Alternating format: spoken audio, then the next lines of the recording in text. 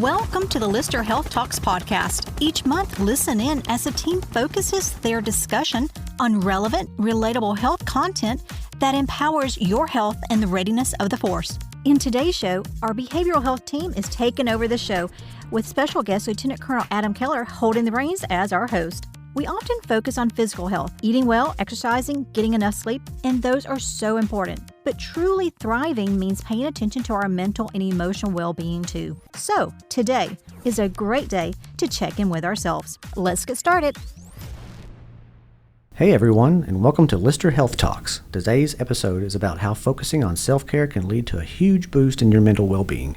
I'm Lieutenant Colonel Adam Keller, Chief of Behavioral Health and Installation Director of Psychological Health with Lyster Army Health Clinic, your host for this special episode, and I'm glad you're here. Life can feel overwhelming, right? Big goals, big problems, big to-do lists that just stare back at you. But what if I told you the key to feeling less stressed, more in control, and genuinely happier isn't about conquering Everest, but about reaching attainable goals? It's like getting a good night's sleep. That's what we're exploring here on today's show. We're diving into achievable actions and how they can build momentum, reduce anxiety, and ultimately improve your mental health. Joining us today are special guests, Dr. Tony Franklin and Ms. Kelsey Miller from our primary care behavioral health team. Why don't we go around the room and let them introduce themselves? Yes, so glad you're with us today. I'm the behavioral health consultant here at Primary Care. I am a retired veteran. I was a military psychologist for many years, and an aeromedical psychologist as well. And I hung out in the joint special ops community. But now I'm fortunate to be in the latter stages of my career where I take care of the same people that I served with all those years. And that's aviators, aviator maintainers, their families. And this is kind of where I started my career, and it's so fun to be back here. We're going to have a good discussion, I believe. Hello all, my name is Kelsey Miller. I'm the behavioral health care facilitator for our clinic and an RN by trade. I am a Wiregrass native, and I am thrilled to have the opportunity to provide care to our service members and their families and to discuss mental health with you today. I know you guys got a third member of the team of the primary care behavioral health. That falls in with special care. That's Ms. Marcetta Chansey. She's the external behavioral health consultant. So you got an internal, an external, and a care facilitator that keeps it all together. So Dr. Franklin does more of the therapy side of the house. Ms. Chansey does more of the medication, giving recommendations to the primary care providers on medications that can start in primary care. So I think you all got a trifecta of a team there, and we're really glad that we got you here at Lyster Army Health Clinic. All right, so we got through our introductions, but what brings us all here together today is let's talk about Mental Health Awareness Month. Why do we observe Mental Health Awareness Month? Well, I believe we do that to raise awareness. We want to try to reduce the stigma associated with mental health and promote support for individuals and families who are affected by mental illness. I also believe we discuss it to improve access to care, knowledge, to resources available, and to encourage open communication. And lastly, to celebrate those in recovery. Like you said, big part of that was reducing stigma. I mean, that's something that we've kind of been dealing with in mental health, but I think that's really improved over the last 20 years that I've been in the military. I can tell a big difference, a lot more resources out there. Just that we're having a conversation today. I don't think we would have had this conversation 20 years ago when I joined the military. So, and I totally agree with you because I see that soldiers and families are much more prone to access mental health when they need it for all kinds of things, not just depression, anxiety, but I mean, for other things you wouldn't even think about, weight loss, smoking cessation, obviously stopping drinking. Sleep wellness. That you see that people think outside the box. If they feel a need, they go find a resource, and I think that's awesome. May is just a month just to highlight our awareness for mental health and what matters. It's every month is mental health awareness. Well, it kind of brings us to our next question. Like, what does mental health matter? Why is it important to us? Well, I believe it's important because mental health is actually it's our emotion, it's our psychological makeup, our personality structure, and our function. It's our social well-being. When you think about it, mental health is kind of how we meet the world. It affects everything in our life, is how we cope with stress, Our overall health, our relationships. It affects everything, our community, our work, and our overall look of ourselves and others. Yeah. I mean, if we're not taking care of ourselves, how can we take care of others, right? Exactly. So I kind of start back at self-care, and that's what we kind of want to talk a little bit about today is what are some things we can do to take care of ourselves? Some of the ways to reduce stress that I suggest with my patients are exercising. Some people like to exercise in a gym, or you can go outside for a walk, exercise with friends, or you can do it independently if you would like just quiet time with you outside. Me, I am a reader. I would like to read a book and relax, get some fresh air, sit outside and read. If you want to involve your family, you could cook and do it as a group, and then you're providing nourishment to your whole family.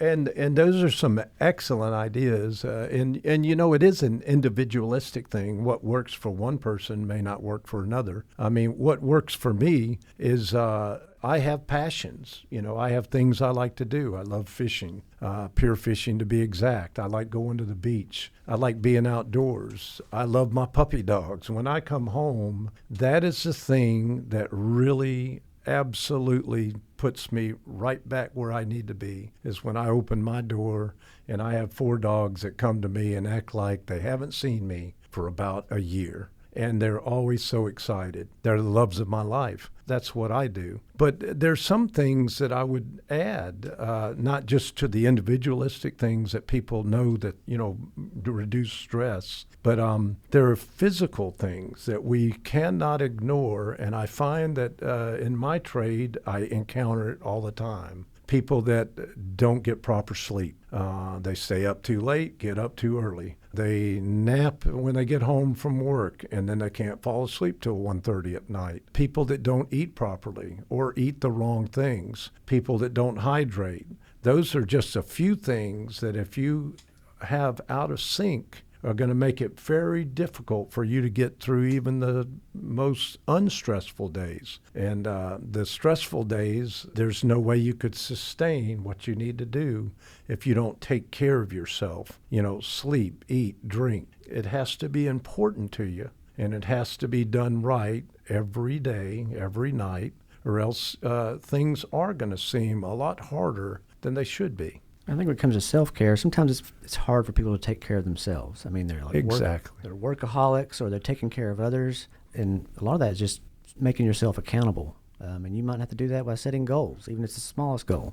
It's like, on Friday night, I'm going to read a chapter of a book. I'm taking care of myself because that's what I like to do. So sometimes it is just making time for it, making time for yourself.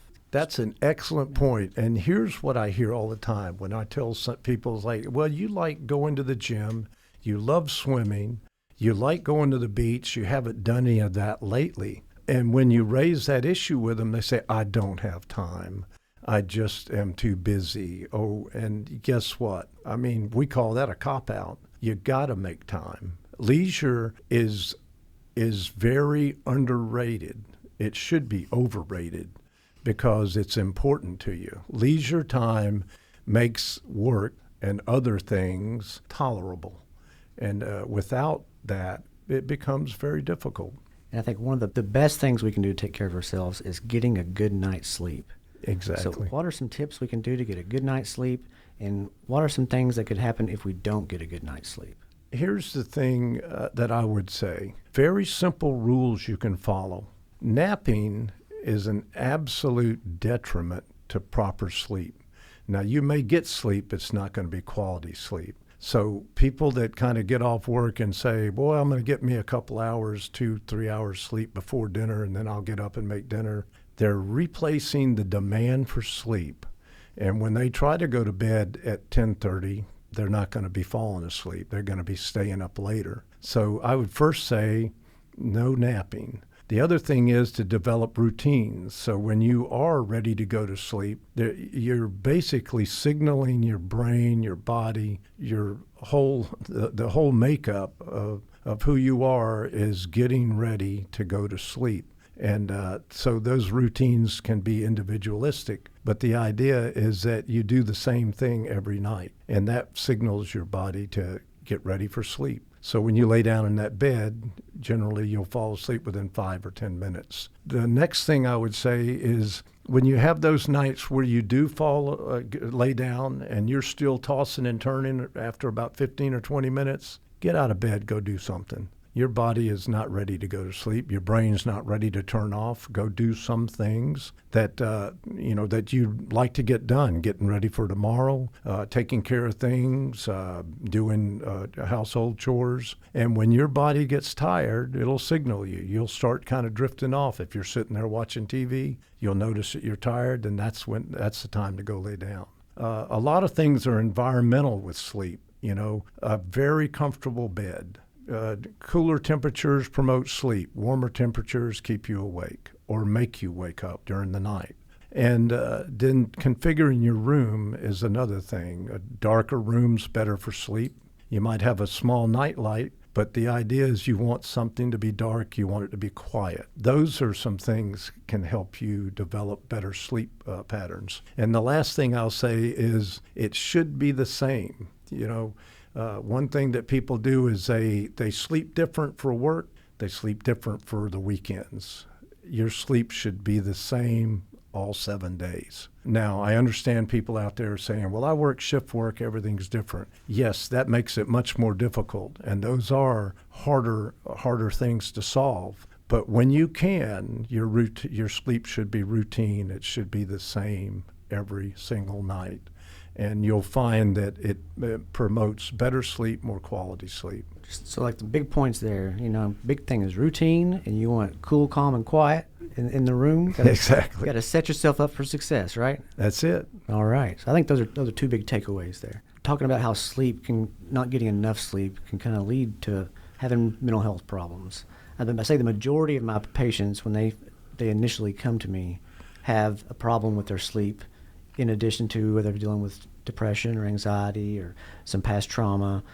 Usually there's always a sleep component if they're not getting that quality sleep. So that's why it's like most important to kind of focus on the small things and then to kind of keep from them being like a stumbling block to having more problems. Yeah, and I've seen the same thing. When people have issues, depression, anxiety, sleep is usually right there. Sleep deprivation is always a byproduct of that. Does one cause the other?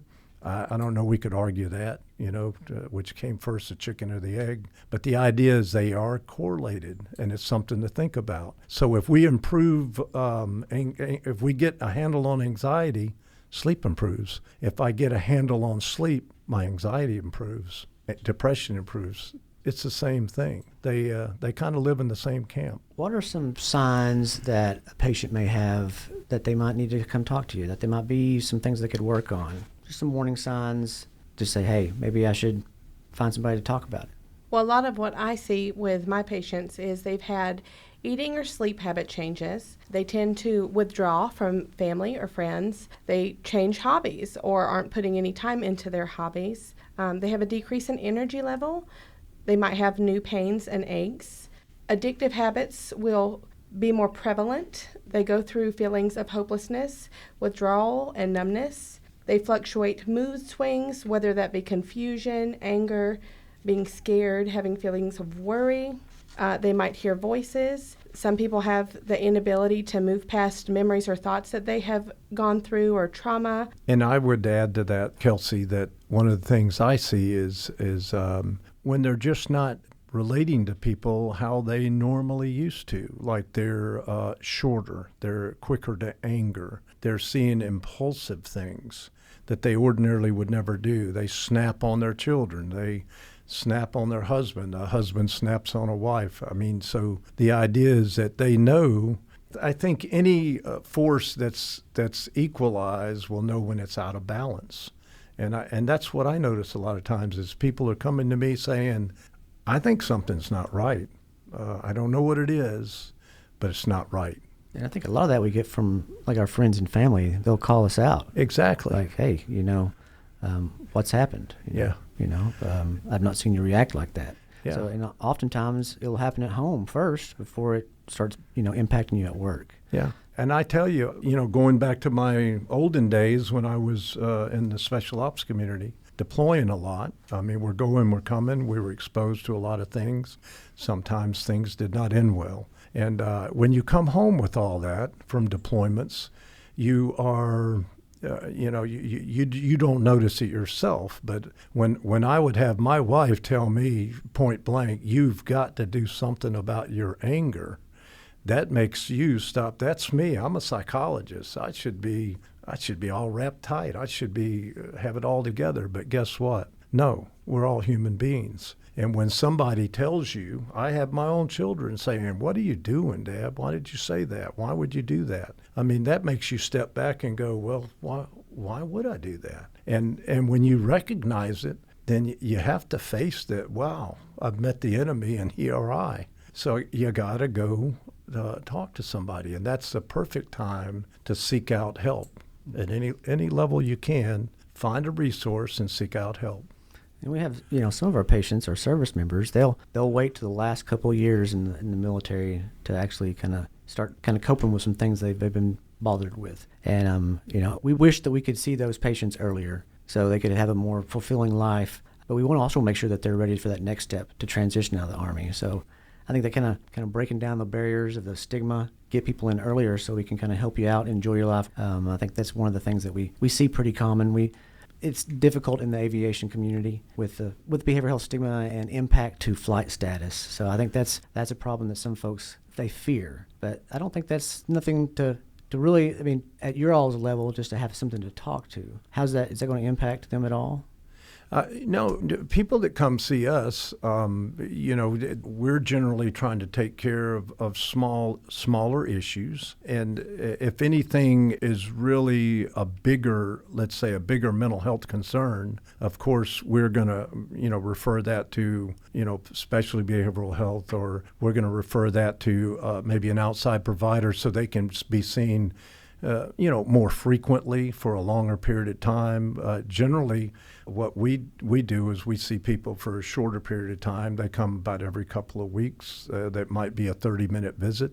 But the things we see, and it's not anything that's going to be a concern. If I see a flight risk, though, if it's a safety of flight issue, obviously I have to follow that up with the primary care manager. But I can tell you that I've been here now for a year and a half, and I just don't see that. We do things to make them better, help them sleep better, help them eat better, help them, with relationship issues, and their quality of life improves, and they fly on. I mean, that's what we want to accomplish. What I think you're saying is that the key there is early intervention. Exactly. Fixing the small problems before they come big, and early intervention is key. Yeah, aviators are big on mechanics because that's what keeps those things flying. But think about this. You're driving down the road, you're listening to your radio, and you hear this squeal every time you hit your brakes.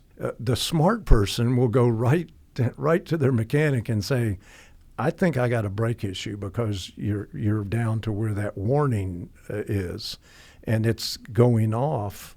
If you take care of that brake issue right there, probably going to cost you $125. If you ignore it, it's probably going to be closer to $500 or $600. And metaphorically, that's kind of the way I look at it. Earlier, obviously, the better. It's going to be a better outcome for everybody concerned. All right. Well, I'm just going to kind of bring it all together here. I've heard a lot of good tips, a lot of good things to kind of look at to kind of improve our lives. You ever remember a couple of years ago when they were doing the performance triad? Do you remember that? Yeah. I think it was about, around 2013, 2014. That was the Surgeon General's campaign that she was going on. But it really makes a big difference. I mean, the performance triad was sleep, nutrition, and activity. Exactly. That's a tripod kind of holding us all together.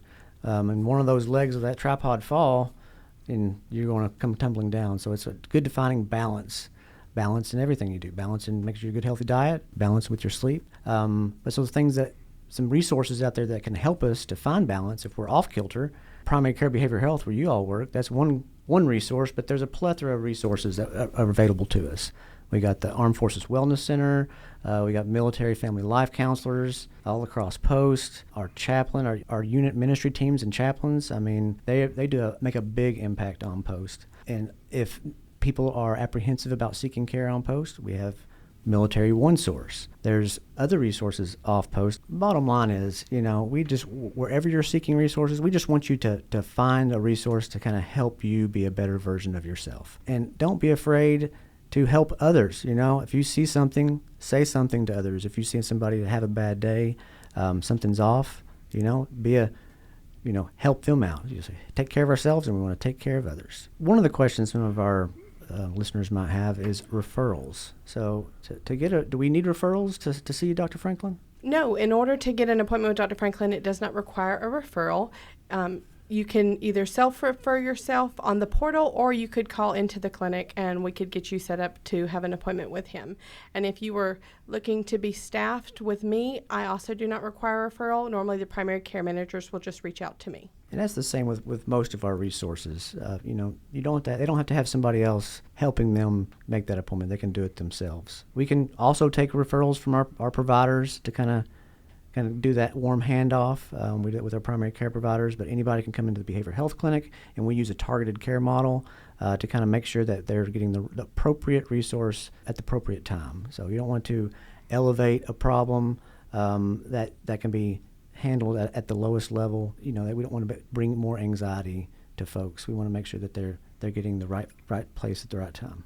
And something I'd love to add, I want the community to realize when you're looking at the behavioral health consultant, who can he see?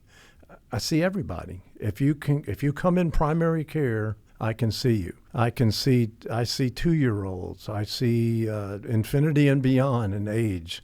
I see, of course, soldiers. I see spouses. Children, adolescents. That's the kind of a thing I get a lot is, hey, do you see this and thus and so? And hey, if they come in primary care, if you were eligible to be seen in primary care, you can get on my calendar. I have access. We keep my calendar the way it is because we want me to be accessible. There are times where you might be trying to get in on an outside referral, and it takes a while to do that. Think of us, the behavioral health consultant team, think of us in terms of a bridge to care.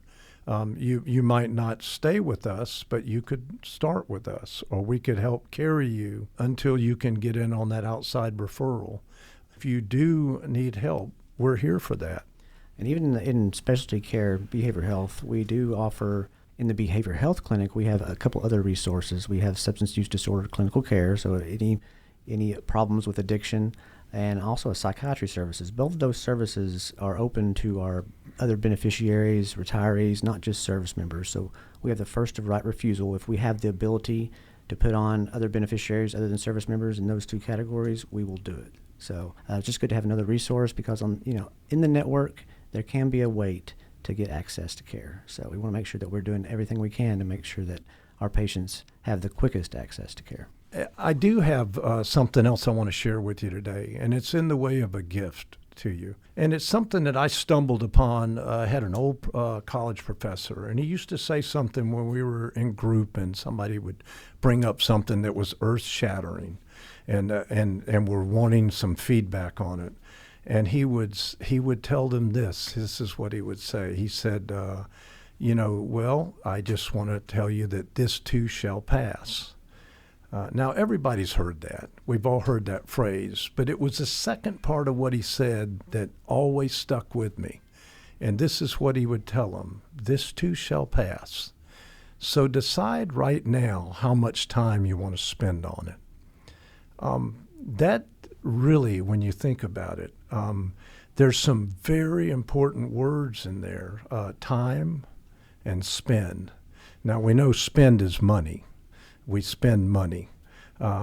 We also spend time. We can get more money. We'll never get more time. Think about all the things that become a crisis in your life, or something that you overthink, or something that really upsets you, and decide how valuable the time is that you might waste on that, because you can't get it back. And we do really, as I said earlier when I was talking about sleep, we're kind of our own worst enemy. And sometimes we are, with mental health, our own worst enemy. it's going to pass. And think about it this way.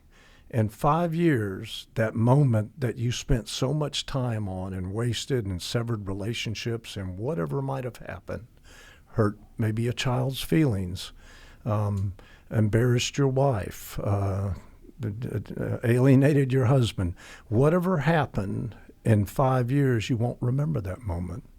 In 1 year you probably won't remember it. So think about that.